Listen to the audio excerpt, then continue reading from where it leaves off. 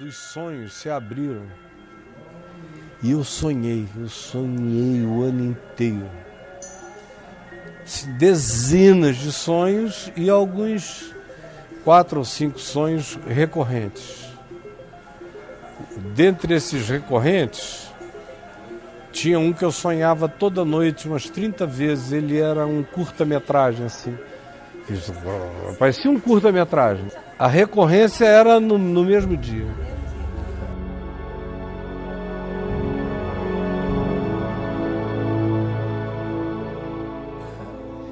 Era um sonho no qual eu me via subindo uma montanha pedregosa, cheia de pedras cortantes e lascadas, e eu me machucava subindo. Tudo em volta era uma ruína, e eu tinha que subir aquilo, ia subindo ferido, lanhado, de fato. E quando eu chegava num determinado lugar dessa montanha, tinha uma placa caída, com 2 números deitados no chão, o número 8 e o número 9.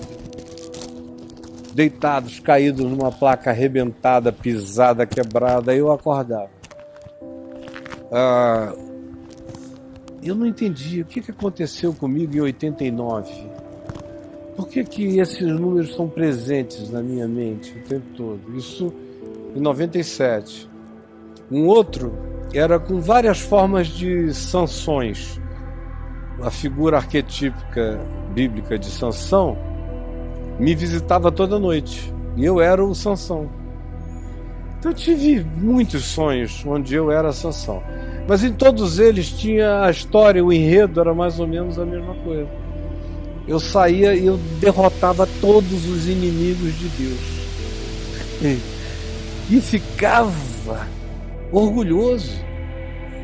Eu achava estranho aquele sentimento que o Sansão tinha de ser tão útil a Deus, de servir a Deus, de derrotar os inimigos de Deus, de não ter medo de nenhum inimigo de Deus, de botar para correr.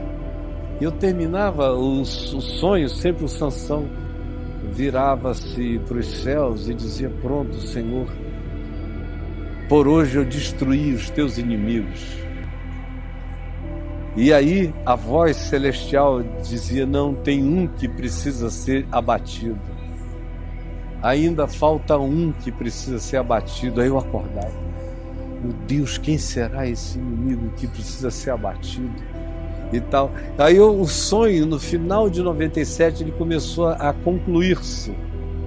O Sansão dizia isso para Deus, e a voz dizia a mesma coisa, e o Sansão dizia: quem é que precisa ser abatido? Aí eu comecei a acordar na hora em que o Sansão ouvia Deus dizer: tu és o teu pior inimigo, tu és.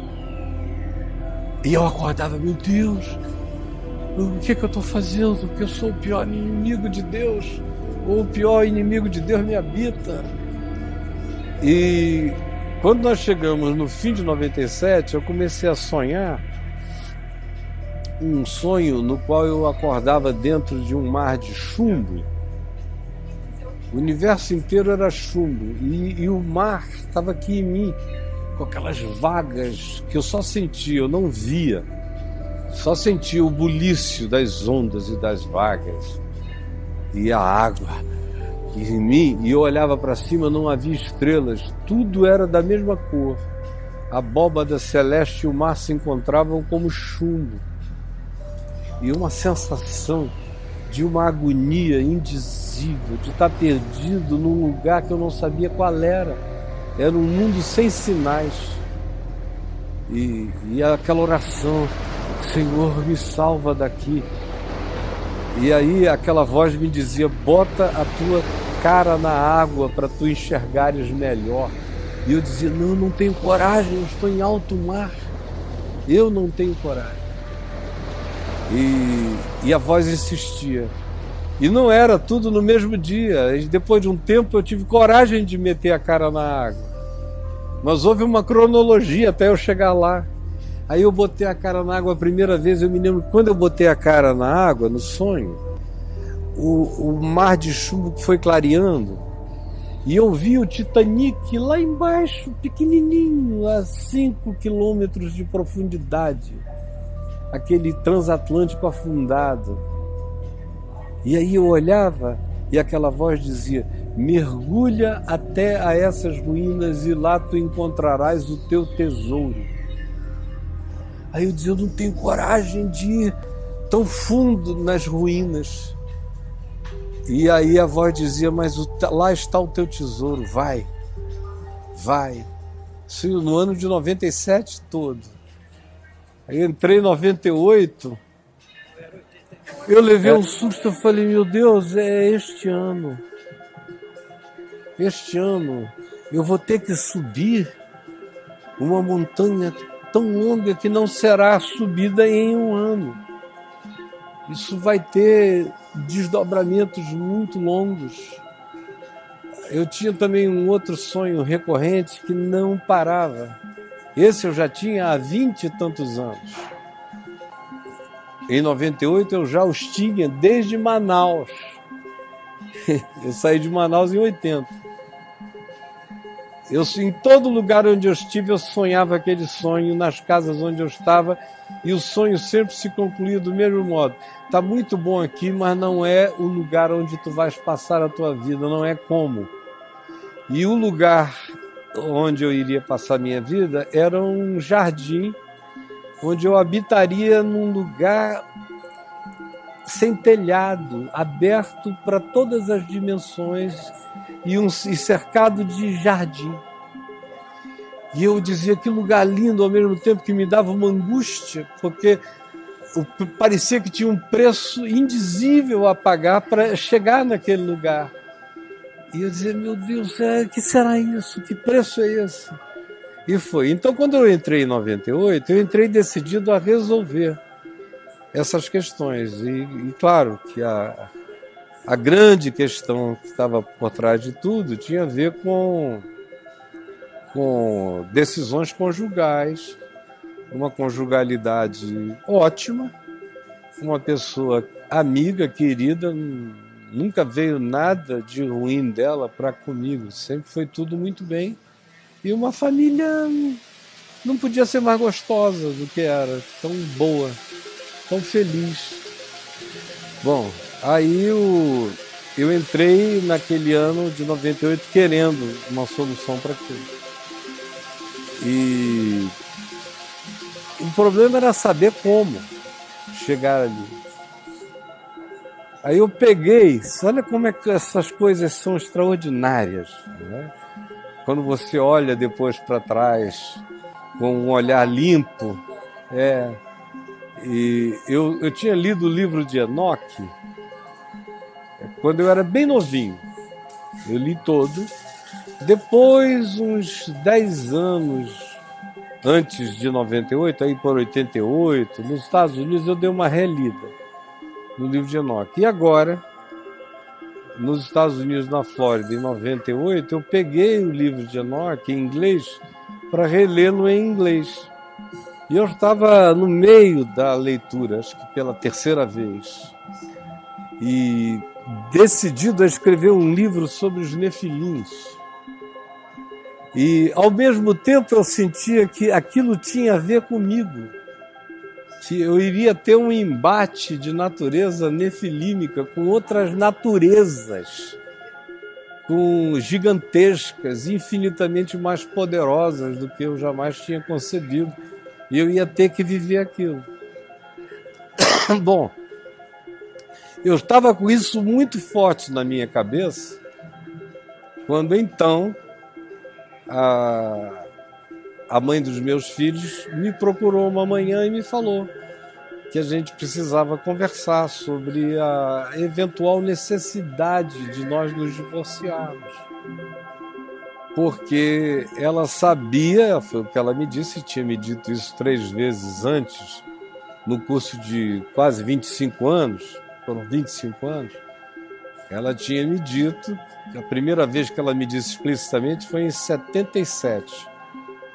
que ela sabia que eu tinha casado com ela por razões de natureza espiritual e missionais para mim. E se eu quisesse me separar, ainda nem tinha divórcio naquele tempo, era desquite, 77, que ela queria me deixar livre. Eu falei, não, nós temos 2 filhos. Então isso era uma coisa para ter sido pensada e decidida antes de 75. Mas depois de 75, não. Nós estamos aqui, vamos continuar. Ela me falou isso uma outra vez, num período na Califórnia, mais ou menos a mesma coisa, aí por 89. E nessa manhã em que ela veio, obviamente ela sentia que tinha uma coisa que não estava completa, do ponto de vista de 2 entes numa conjugalidade. E me falou isso, e eu falei, eu acho que é aqui que eu vou falar o que está dentro de mim para decidir. E eu comecei a conversar, enfim, naquele dia houve esse desfecho. Houve as declarações todas e tudo mais, mas também naquele mesmo dia, naquela noite, começou um inferno. No mesmo dia. De manhã foi legal, à tarde foi legal, mas à noite o mundo caiu, acho que na alma dela, e aí se derramou para cima de mim. E aí foi uma gestão, os primeiros meses, o primeiro ano, foi muito, muito, muito difícil. E por razões óbvias, que o país inteiro veio em cima de mim, as cobranças em cima de mim, as perguntas para ela, e não era uma coisa normal de uma separação, era no meio cristão brasileiro, era um negócio assim, tipo Lady Di e Príncipe Charles. Isso é uma loucura aquilo ali. Foi horroroso. E foi para o mundo inteiro, foi para o mundo cristão, americano, europeu e não sei o que e tudo mais, de cobranças de todos os lugares da terra. Enfim, foi um inferno. Aí no mesmo ano teve a história do dossiê Caimã. Então a minha vida virou, os nefilins vieram, enormes, gigantescos, e uma luta com seres de outra natureza. E até que nós chegamos ao início do ano de 99, que é onde eu quero parar essa narrativa agora. A gente chegou ao início do ano de 99, nós já estávamos, portanto, separados desde o dia 28 de abril de 98, chegamos em janeiro de 99 e ela foi à Flórida. Ela ia todo mês, ficava uma semana lá e voltava para o Brasil. E eu estava lá com os meninos. E a minha nora, que estava grávida da Helena. Eu não queria voltar para o Brasil. Queria ficar longe daquela confusão toda aqui. E os meninos também, estavam lá comigo. E aí ela chega numa certa noite, no dia seguinte. Ela acorda cedo, 7 horas da manhã, ela estava lá embaixo, me ofereceu uma caneca de café e eu estava sentado lá fora, no lago, atrás da casa. E ela veio, sentou, começou a chorar e me disse que tinha que me contar um sonho que ela tinha tido.